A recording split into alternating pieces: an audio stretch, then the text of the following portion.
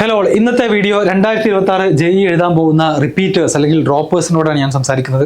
നിങ്ങൾക്കറിയാം, കഴിഞ്ഞ വർഷം നിങ്ങൾ മോസ്റ്റ് പ്രോബബ്ലി ജെഇ എഴുതിയിട്ടുണ്ടാകും. അതിൽ നിങ്ങൾക്ക് വന്ന മിസ്റ്റേക്കുകൾ നിങ്ങൾ ഐഡന്റിഫൈ ചെയ്തു, നിങ്ങളുടെ റിസൾട്ട് നിങ്ങൾ കണ്ടു. ഈ വർഷം നിങ്ങളൊന്ന് ആത്മാർത്ഥമായിട്ട് പരിശ്രമിക്കാൻ തീരുമാനിച്ച് മേ ബി നിങ്ങൾ ഹോസ്റ്റൽസിലൊക്കെ ആയിട്ട് പിന്നീടായിരിക്കാം ഈ വീഡിയോ കാണുന്നത്, അല്ലെങ്കിൽ ഓൺലൈനായിട്ട് വീട്ടിലൊക്കെ ഇരുന്ന് റിപ്പീറ്റ് ചെയ്യുന്ന ആളുകളുണ്ടെങ്കിൽ നിങ്ങൾക്ക് എന്ത് ചെയ്യാം, ഈ കാര്യങ്ങളൊക്കെ ഉൾക്കൊണ്ടുകൊണ്ട് പ്രിപ്പറേഷൻ സ്റ്റാർട്ട് ചെയ്യാം. സോ നമ്മുടെ മുന്നിൽ 6 മാസമാണുള്ളത്. ആ ഒരു റിയാലിറ്റി എല്ലാവരും മനസ്സിലാക്കുക.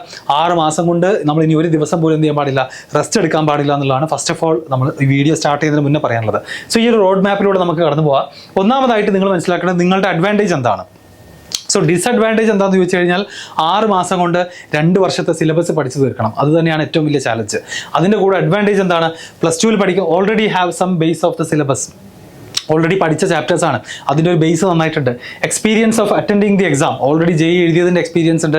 ബോർഡ് എക്സാമിൻ്റെ യാതൊരു തരത്തിലുള്ള ഡിസ്ട്രാക്ഷൻസോ പ്രഷറോ ഇല്ല. Can focus only on JEE preparation. ഇതൊരിക്കലും എന്ത് ചെയ്യാൻ കഴിയില്ല. ഈ ലാസ്റ്റത്തെ 2 പോയിന്റ്സ് +2 പഠിക്കുന്ന കുട്ടികൾക്ക് ഒരിക്കലും ഉണ്ടാവില്ല. അവർക്ക് എന്നും അവരെ സ്കൂളും ബോർഡ് എക്സാമും അവരെ ബോദർ ചെയ്തുകൊണ്ടേയിരിക്കും. ആ അഡ്വാൻറ്റേജ് നിങ്ങൾ മാക്സിമം യൂട്ടിലൈസ് ചെയ്യുക എന്നുള്ളതാണ് റിപ്പീറ്റേഴ്സിന് ചെയ്യാൻ പറ്റുന്ന കാര്യം. Use the advantages wisely to get edge in a competition. അപ്പോൾ കോമ്പറ്റേറ്റീവ് എക്സാംസിൽ നമുക്ക് എന്ത് എഡ്ജാണുള്ളത് അത് നമ്മൾ ഏറ്റവും ബുദ്ധിപരമായിട്ട് ഉപയോഗിക്കുക എന്നുള്ളതാണ് ചെയ്യേണ്ടത്. ടൈം ലൈൻ നോക്കുകയാണെന്നുണ്ടെങ്കിൽ ജൂൺ മുതൽ ഡിസംബർ വരെ നിങ്ങൾക്ക് സിലബസ് കംപ്ലീഷന് സമയം എടുക്കാറുണ്ട്. എല്ലാ റിപ്പീറ്റേഴ്സ് ബാച്ചുകളിലും യൂഷ്വലി ഡിസംബറിലൊക്കെ തന്നെയാണ് സിലബസ് കംപ്ലീറ്റ് ആവുക. നവംബറിൽ കംപ്ലീറ്റ് ആയാൽ വളരെ നല്ലത്. ഡിസംബറിലെങ്കിലും എന്ത് ചെയ്യണം, ഡിസംബർ ഒരു 15-നെങ്കിലും കംപ്ലീറ്റ് ആക്കാൻ കഴിയണം. അത് കഴിഞ്ഞ് നിങ്ങൾക്ക് ഒരു മാസമാണ് കിട്ടുക. ഡിസംബർ 15 മുതൽ ജനുവരി 15 വരെ ഒരു മാസം കൊണ്ട് നിങ്ങൾക്ക് എഴുതാവുന്ന അത്രയും മോക്ക് ടെസ്റ്റുകൾ എഴുതുക, ഫൈനലായിട്ട് റിവിഷൻ ചെയ്യാനുള്ളത് ചെയ്യുക, ജെഇ മെയിൻ പോയിട്ട് എഴുതുക. ഓക്കെ, കാരണം ഇതിൽ വളരെ ലിമിറ്റഡ് ആണ്. ഇതിൽ ഇനി കൂടുതലായിട്ടൊന്നും നമുക്ക് ഡിവൈഡ് ചെയ്യാനോ ഒന്നും ചിന്തിക്കാനോ ഒന്നുമില്ല. ഡിസംബർ 15 വരെ സിലബസ് കംപ്ലീറ്റ് ചെയ്യുക, 2 വർഷത്തെ. ഒരു മാസം നന്നായിട്ട് എന്ത് ചെയ്യുക, exam preparation, full model exams എഴുതുക, പോയിട്ട് ഫസ്റ്റ് എക്സാം എഴുതുക. അതിൽ നിന്ന് നിങ്ങൾക്ക് നല്ലൊരു റിസൾട്ട് കിട്ടുകയാണെന്നുണ്ടെങ്കിൽ പിന്നെ നിങ്ങൾക്കൊന്നും നോക്കാനില്ല, അഡ്വാൻസ്ഡ് എക്സാമിന് വേണ്ടി പ്രിപ്പയർ ചെയ്ത് തുടങ്ങാം. ഇല്ലാന്നുണ്ടെങ്കിൽ വീണ്ടും മെയിൻസ് തന്നെ ഫോക്കസ് ചെയ്തുകൊണ്ട് ഇതിൻ്റെ ഇടയിൽ ഏപ്രിൽ എന്ത് വരും, സെക്കൻഡ് സെഷൻ വരും, അത് എഴുതുക. മെയിൽ ജെഇ അഡ്വാൻസ്ഡ് എക്സാം എഴുതുക. അപ്പോൾ നേരത്തെ നമ്മൾ +2കാരോട് പറയുന്ന പോലെ ലാബിൻ്റെ കുറിച്ചോ അല്ലെങ്കിൽ ഈ പറയുന്ന സ്കൂളിലെ പ്രഷറുകളോ ഒന്നും നിങ്ങൾക്കില്ല. ഇനി ഏതൊക്കെ എവിടെ നിന്നൊക്കെ നോക്കി പഠിക്കുന്നത് ചോദിച്ചു കഴിഞ്ഞാൽ റിപ്പീറ്റേഴ്സ് ബാച്ചിനോട് പ്രത്യേകിച്ച് പറയാനുള്ളത് വളരെ ചെറിയ സമയമാണുള്ളത്. 6 മാസം കൊണ്ട് 80-85 ചാപ്റ്റർ തീരുക എന്ന് പറഞ്ഞു കഴിഞ്ഞാൽ നിങ്ങൾക്ക് തന്നെ ആലോചിച്ചാൽ അറിയാം, ആവറേജ് ഒരു ചാപ്റ്ററിന് 2 ദിവസം കിട്ടാം. അപ്പോൾ അതിന് കോച്ചിങ് മെറ്റീരിയൽസ് തന്നെ തീർക്കാൻ സമയമില്ല. അപ്പോൾ പിന്നെ നിങ്ങൾ അൺനെസസറിലി വേറെ ബുക്കുകളൊന്നും തേടി പോകേണ്ട ആവശ്യമില്ല. കോച്ചിങ് മൊഡ്യൂൾസ് തന്നെ എന്ത് ചെയ്താൽ മതി, കംപ്ലീറ്റ് ആക്കാൻ ശ്രമിച്ചാൽ മതി. അത് തന്നെ പ്രോപ്പറായിട്ട് ചെയ്യുക. അതിൻ്റെ കൂടെ PYQs നല്ല ഇമ്പോർട്ടൻസ് കൊടുത്തിട്ട് നിങ്ങൾ പഠിക്കുക. മാക്സിമം ക്വസ്റ്റ്യൻസ് PYQs തന്നെ എന്ത് ചെയ്യണം, ചെയ്ത് പഠിക്കാൻ വേണ്ടി ശ്രമിക്കുക. How to choose a book to solve. 1 or 2 books are sufficient for each subject. ഇതാണ് ആദ്യം മനസ്സിലാക്കേണ്ടത്. കോച്ചിങ് മെറ്റീരിയൽസും പിന്നെ മേ ബി ഒരു എക്സ്ട്രാ ബുക്കും കൂടെ കയ്യിൽ നിങ്ങളുടെ ഒരു സമാധാനത്തിന് വേണമെങ്കിൽ വെച്ചോളൂ. ഇനി every book have same content in different format. എല്ലാ ജെഇ സ്പെസിഫിക് ആയിട്ടുള്ള ബുക്കുകളും ആ എക്സാമിന് വേണ്ടി വർഷങ്ങളായിട്ട് എഡിറ്റ് ചെയ്ത് കൊണ്ടുവന്നിട്ടുള്ളത് തന്നെയാണ്. കുറേ ക്വസ്റ്റ്യൻസ് ഒക്കെ നിങ്ങൾക്ക് ഈ ബുക്കിലും ആ ബുക്കിലൊക്കെ കാണാം. അപ്പോൾ ഇതെല്ലാം കളക്ട് ചെയ്തിട്ടാണ് സത്യം പറഞ്ഞു കഴിഞ്ഞാൽ കോച്ചിങ് മെറ്റീരിയൽസ് തയ്യാറാക്കിയിട്ടുണ്ടാവുക. അത് തന്നെ ഫസ്റ്റ് റിസോഴ്സ് ആയിട്ട് ഉപയോഗിച്ചാൽ മതി. Choose books that match your preparation strategy. No one can do a book perfectly. 70% of completion is enough. ഈ പറയുന്ന വലിയ വലിയ ബുക്കുകൾ 100% ഒന്നും ഒരു കുട്ടിക്കും ഈ ചെറിയ സമയം കൊണ്ട് കംപ്ലീറ്റ് ആക്കാൻ കഴിയില്ല. അതിന് പരമാവധി എന്ത് ചെയ്യുക, കംപ്ലീറ്റ് ആക്കാൻ ശ്രമിക്കുക എന്നുള്ളതാണ് ചെയ്യേണ്ടത്. നിങ്ങളുടെ സ്ട്രാറ്റജിക്ക് അനുസരിച്ച്. അതിൻ്റെ ഉദ്ദേശം എന്താ, നിങ്ങൾ അഡ്വാൻസ്ഡ് എക്സാമിന് പ്രിപ്പയർ ചെയ്യാൻ കഴിവുള്ള ആ ലെവലിൽ പഠിക്കുന്ന ഒരാൾക്ക് വലിയ വലിയ നല്ല ക്വസ്റ്റ്യൻസ് വേണം. എന്നാൽ നിങ്ങളുടെ ഒരു ടാർഗറ്റ് ജെഇ മെയിൻ ആണ്. അതിൻ്റെ മുകളിലേക്ക് പോകാൻ നിങ്ങളെക്കൊണ്ട് കഴിയില്ല എന്നുള്ളത് മേ ബി കഴിഞ്ഞ വർഷത്തെ എക്സാമിൽ നിങ്ങൾ റിയലൈസ് ചെയ്തതാണ്. അപ്പോൾ നിങ്ങളുടെ ടാർഗറ്റ് ജെഇ മെയിൻ ആണ്, അല്ലെങ്കിൽ NIT എത്തലാണെന്നുണ്ടെങ്കിൽ ആ ലെവലിലുള്ള ബുക്കുകൾ മാത്രം പഠിച്ചാൽ മതി. അതിന് മുകളിലേക്ക് പോയിട്ട് വെറുതെ എന്ത് ചെയ്യേണ്ട, സമയം കളയണ്ട. How to set a target. If you got less than 95% in first attempt, your target should be to get 99% in JEE Mains first session. ജനുവരിയിൽ തന്നെ നിങ്ങൾക്ക് എന്ത് നേടിയെടുക്കണം, JEE മെയിനിൽ 99% വാങ്ങണം എന്നുള്ളതായിരിക്കണം ടാർഗറ്റ്. ഇനി നിങ്ങൾ റിപ്പീറ്റേഴ്സ് ആണ്, നിങ്ങൾക്ക് കഴിഞ്ഞ വർഷം 95-ന് മുകളിൽ പെർസെൻറ്റേജ് കിട്ടിയിട്ടുണ്ടെങ്കിൽ നിങ്ങളുടെ ടാർഗറ്റ് 90-നേക്കാൾ മുകളിൽ 99.9 എത്താനായിരിക്കണം. ഓക്കെ, മെയിൻസിൽ മനസ്സിലായോ? അപ്പോൾ 95-ന് താഴെ വന്ന ആളുകൾ 99 എത്തണം എന്നുള്ളതായിരിക്കണം നിങ്ങളുടെ ടാർഗറ്റ്. 95-ന് മുകളിൽ ഓൾറെഡി വാങ്ങിയ ആളുകൾ 99-ന്റെ മുകളിൽ 99.5 അതിന് മുകളിലോ എത്തിക്കാൻ വേണ്ടി ശ്രമിക്കണം. How to study if you are preparing for JEE and other exams like KEAM. അപ്പോൾ റിപ്പീറ്റേഴ്സ് മൾട്ടിപ്പിൾ എക്സാമിനേഷൻസ് അവരുടെ മനസ്സിലുണ്ടാകും. അപ്പോൾ എഞ്ചിനീയറിംഗ് എൻട്രൻസ് എക്സാമിന് have same syllabus based on 11 and 12. നിങ്ങൾ പഠിക്കുന്ന എഴുതാൻ പോകുന്ന മിക്ക എക്സാമുകളുടെയും സിലബസ് എന്താണ്? സെയിം ആണ്. കുറച്ച് എക്സാമിനേഷൻസിൽ മാത്രം മെന്റൽ എബിലിറ്റി, റീസണിംഗ് ഒക്കെ പോലെ ക്വസ്റ്റ്യൻസ് വരും. അത് മാറ്റി നിർത്തിയാൽ എല്ലാവർക്കും +1 +2 PCM ആണ് syllabus. JEE preparation will cover syllabus of all engineering examinations. അഡ്വാൻസിന് വേണ്ടിയുള്ള എക്സ്ട്രാ ചാപ്റ്റേഴ്സ് മാത്രമേ ഇതിൽ കവർ ചെയ്യാതെ വരുന്നുള്ളൂ. JEE is comparatively tougher, other exams feel easy. JEEക്ക് പ്രിപ്പയർ ചെയ്ത് ആ ലെവൽ എക്സാം എഴുതി പ്രാക്ടീസ് ചെയ്ത ഒരാൾക്ക് കീമും കുസാറ്റും ഒക്കെ ആക്ച്വലി ഈസി എക്സാമുകളായിട്ടാണ് തോന്നുക. ഫോർ 99% ഇൻ JEE മെയിൻ നിങ്ങൾ മനസ്സിലാക്കേണ്ടത് 170-നും 200-നും ഇടയിൽ മാർക്കാണ് ഔട്ട് ഓഫ് 300 കഴിഞ്ഞ വർഷത്തെ കുട്ടികൾക്ക് വേണ്ടി വന്നിട്ടുള്ളത്.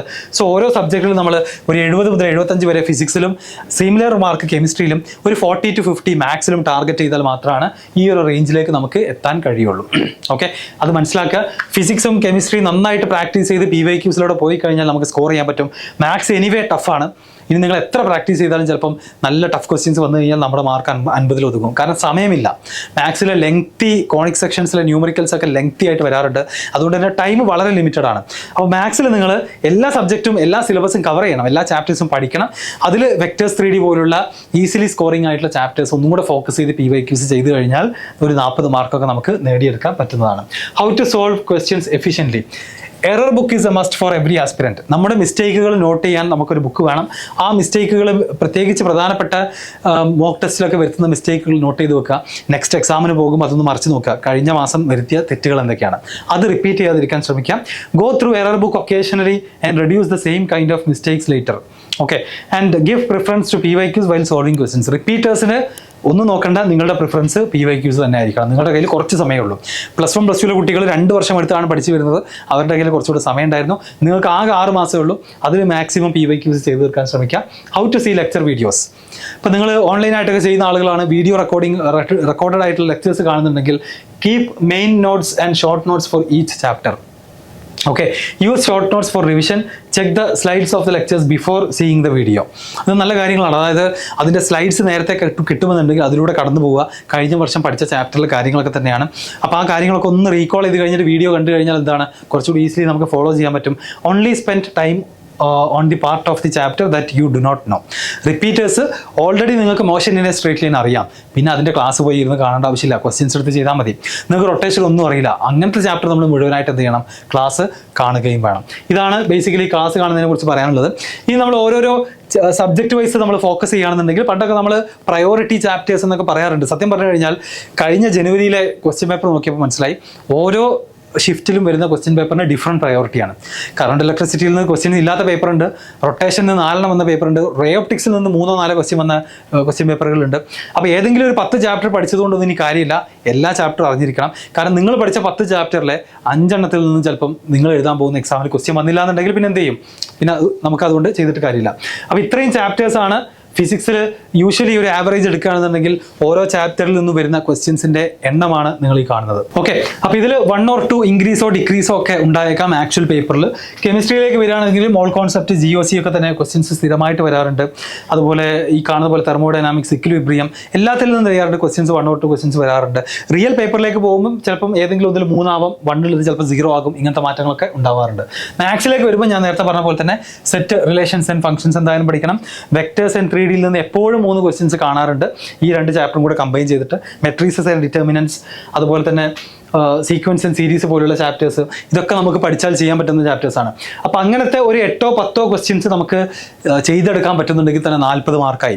പിന്നെ ഏറ്റവും ടഫ് എന്ന് കുട്ടികൾ പറയുന്ന കാൽക്കുലസിൽ നിന്നും അത്യാവശ്യം നല്ല ക്വസ്റ്റ്യൻസ് വരാറുണ്ട്. അതിന് സ്കിപ്പ് ചെയ്ത് കഴിഞ്ഞാൽ ഒരിക്കലും ആ ഏരിയ നമുക്ക് ടച്ച് ചെയ്യാൻ പോലും പറ്റില്ല. ആൻഡ് പ്രോബബിലിറ്റി പോലുള്ള ഏരിയാസിൽ നിന്നും ക്വസ്റ്റ്യൻസ് എന്ത് ചെയ്യാറുണ്ട്? വരാറുണ്ട്. ഇതാണ് റിപ്പീറ്റ് ചെയ്യുന്ന കുട്ടികൾ ശ്രദ്ധിക്കേണ്ട കാര്യങ്ങൾ. നിങ്ങളെ സംബന്ധിച്ചിടത്തോളം പ്രധാനമായിട്ട് മനസ്സിലാക്കേണ്ടത് 2 വർഷത്തെ സിലബസ് 6 മാസം കൊണ്ട് കംപ്ലീറ്റ് ചെയ്യാന്നുള്ളൊരു വലിയൊരു ടാസ്ക്കാണ് നിങ്ങൾ ഏറ്റെടുത്തിട്ടുള്ളത്. അതിൽ നിങ്ങളുടെ അഡ്വാൻറ്റേജ് എന്താണ്? കുറച്ചൊക്കെ കഴിഞ്ഞ വർഷം പഠിച്ചിട്ടുണ്ട്, കുറച്ചൊക്കെ അറിയാം. പിന്നെ വേറെ യാതൊരു ഡിസ്ട്രാക്ഷൻസും ഇല്ല. മുഴുവൻ സമയം നിങ്ങൾക്ക് യൂസ് ചെയ്യാം. എത്ര മണിക്കൂർ പഠിക്കണം എന്ന് ചോദിച്ചു കഴിഞ്ഞാൽ up to 16 hours, 16 മണിക്കൂർ വരെ നിങ്ങൾക്ക് പഠിക്കാൻ പറ്റുന്നുണ്ടെങ്കിൽ പഠിക്കുക, ഇൻക്ലൂഡിങ് ക്ലാസ് പോയിരിക്കുന്ന സമയം അടക്കം. ഓക്കെ, ക്ലാസ്സിൽ പോകുന്ന സമയം അടക്കം ഒരു 16 മണിക്കൂറിലേക്ക് നിങ്ങളുടെ പഠനം എത്തിക്കണം. ആകെ ഉറങ്ങാനുള്ള ഒരു 7 മണിക്കൂറും പിന്നെ നമ്മുടെ പേഴ്സണൽ ആയിട്ടുള്ള കാര്യങ്ങൾക്ക് വേണ്ടിയിട്ടുള്ള 1 മണിക്കൂർ മാറ്റി നിർത്തിയാൽ ബാക്കി മുഴുവൻ സമയം ജെഇ പ്രിപ്പറേഷൻ ആയിരിക്കണം. അതിനിടയിൽ ഇൻ ബിറ്റ്വീൻ ചെറിയ ചെറിയ ബ്രേക്കുകൾ 10 മിനിറ്റിൻ്റെ ഒരു നടത്തം പോലുള്ള ചെറിയ ബ്രേക്കുകൾ എടുക്കാന്നല്ലാതെ വേറെ 1 മിനിറ്റ് പോലും എന്ത് ചെയ്യാൻ പാടില്ല, റിപ്പീറ്റേഴ്സ് ബ്രേക്ക് എടുക്കാൻ പാടില്ല. നിങ്ങളുടെ മുഴുവൻ സമയം നിങ്ങൾ അതിലേക്ക് ചെലവഴിക്കണം. പിന്നെ ഈ ഒരു കാര്യം നിങ്ങൾ സ്ട്രെസ് ചെയ്യുക, ജെഇ മാത്രമല്ല മൾട്ടിപ്പിൾ എക്സാമിനേഷൻസ് നിങ്ങൾ ടാർഗറ്റ് ചെയ്യണം. കാരണം നമ്മൾ റിപ്പീറ്റേഴ്സ് ആണ്, ഇനിയും 1 വർഷം റിപ്പീറ്റ് ചെയ്യാനൊക്കെ ഭയങ്കര റിസ്ക് ആണ്. അതുകൊണ്ട് ഏതെങ്കിലുമൊക്കെ എക്സാമിൽ നമുക്ക് എന്ത് ചെയ്യണം, നല്ല ഏതെങ്കിലും കോളേജിൽ കയറി പോകണം എന്നുള്ള ലക്ഷ്യത്തിൽ ജെഇ, കീം, അതുപോലെ തന്നെ ഒരുപാട് എക്സാമുകൾ നിങ്ങൾ എന്ത് ചെയ്യുക ചെയ്യണം. അതിനൊക്കെ ഡീറ്റെയിൽസ് നമ്മുടെ ചാനലിൽ വരും, സബ്സ്ക്രൈബ് ചെയ്യുക. 2026 ജെഇ എഴുതാൻ പോകുന്ന ആളുകൾക്കുള്ള കമ്മ്യൂണിറ്റിയുടെ ലിങ്ക് ഞാൻ താഴെ കൊടുക്കുന്നുണ്ട്, അതിൽ ജോയിൻ ചെയ്യാൻ മറക്കരുത്. വാട്സപ്പ് കമ്മ്യൂണിറ്റിയിൽ നിർബന്ധമായിട്ടും ജോയിൻ ചെയ്യുക. റിപ്പീറ്റ് ചെയ്യുന്ന കുട്ടികൾക്ക് എല്ലാവർക്കും ഈ വീഡിയോ എന്ത് ചെയ്യുക, ഷെയർ ചെയ്ത് കൊടുക്കുക. അവരിനി ഹോസ്റ്റൽസിലാണെന്നുണ്ടെങ്കിൽ വീട്ടിൽ വരുമ്പോൾ കണ്ടുകൊണ്ട് എന്ത് ചെയ്യണം, അവരുടെ പ്രിപ്പറേഷൻ ഇംപ്രൂവ് ചെയ്യട്ടെ. Okay, all the best.